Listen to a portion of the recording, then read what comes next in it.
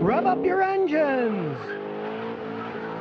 Today, by popular demand, I'm going to talk about Kia cars versus Honda cars. Now, I often get people, including my old customers, say, hey, maybe I'll buy a Kia because the Hondas, well, I know they're pretty good cars, but the Kias cost a lot less and they're good looking cars. And they seem to run pretty good when I road test them. So they ask me, gee, should I buy the Kia or should I buy the Honda? There are reasons when you might buy a Kia. Here's the history and you can make your own decision. Now, Kia is a Korean car maker that started making cars basically in 1974. Now, as of 2015, Kia is minority owned by Hyundai, another Korean car manufacturer. In another strange twist of fate, Kia is actually a minority owner of 20-something Hyundai subsidiaries. They're all intermeshed, just like tentacles. So today when you're talking about Kia, you're really talking about Kia, Hyundai. They're pretty much one company intermeshed with a bunch of different other companies. And Hyundai, they're kind of a little on the sneaky side. Their logo, they made it an H. It was relatively similar to the Honda. So it kind of looked like you were looking at Honda on these cars, even though they were made by Hyundai. And back in the day, they were pretty crappy cars. When they first started selling them, they weren't that good cars. They were tin candy little cars. If you compared the early Kia and Hyundai with the Hondas beat them hands down. For example, Honda, even today, is the biggest manufacturer of internal combustion engines in the world. They make 14 million engines a year. They're very good at making engines. And they've been making cars a lot longer than the Kia Hyundai group has. They started making cars seriously in 1963. So in terms of time and perfecting stuff, of course, Honda's got a leg up on Kia and Hyundai.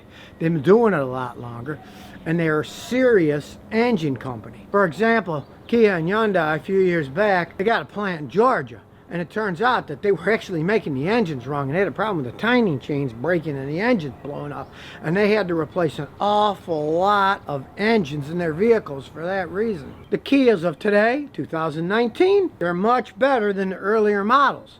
There's no arguing that. For my customers, here's what they tell me about their Kias and Hyundais. Most of them were pretty happy with buying a Kia or a Hyundai. They cited it cost less than a Honda, pretty much got the same kind of gas mileage, even though it wasn't quite as zippy as the Hondas were. The ones that kept them for a longer period of time, most of them weren't happy. To compare that to my Honda customers' experience, I got Honda customers that have 370, 400,000 miles on their Hondas. I don't have any Kia or Hyundai customers that got even close to that with theirs. So if you're looking for a car that costs a little bit less, can be an okay runaround car, you might think about buying a Korean car. But if you want something that's going to last longer, sure, you pay a little bit more for it. The difference between the Kias and the Hondas, price isn't that different anymore.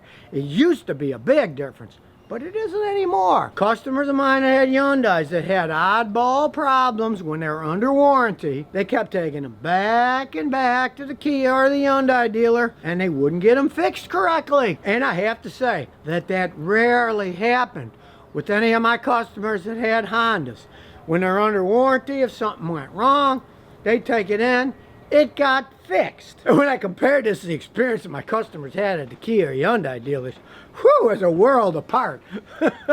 Maybe it's because they were newer dealers, I don't know. But the experience that my own customers had with those things when they were under warranty, I said, I'm not going with that company again. They didn't treat me right. But of course, the whole point of buying a car is getting one that you don't have to get fixed all the time. Now, I know they come up with the Genesis and all these fancy little racy cars now because they all want to compete. But let's face it, the majority of sales of both Honda and Kia Hyundai are standard transportation vehicles. And if you compare the Honda Civic to any of those Kias, it runs circles around them in terms of performance, in terms of gas mileage, and in terms of how long they last before they break down. So if you're going to buy a brand new vehicle today, hey, I'd say definitely buy a Honda versus a Kia or a Hyundai. But let's say, and you see a used Hyundai or Kia that's a reasonable price, and it runs good. You still want a mechanic to check it out like me, of course. So who knows if they're wrecked, flooded, or stolen. But if you can get one cheap, it can be a decent car. Realize you're going to get the Kia or Hyundai a lot cheaper than you're going to get a used Honda, because Hondas have a reputation. The kids love the Civics. They soup them up so their resale values are really high. So in that case, hey, might not be a bad idea to buy a Korean car. So if you never want to miss another one of my new car repair videos, remember to ring that bell.